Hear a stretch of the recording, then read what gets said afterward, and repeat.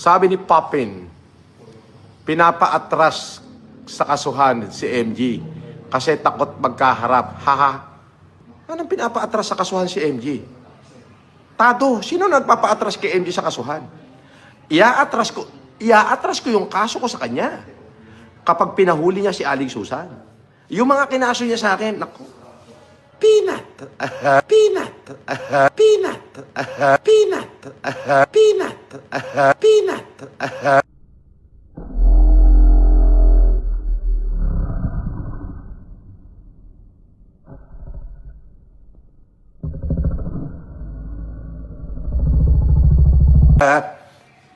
Kadidismiss na nga nung isa eh. Sabi, selectable. I just...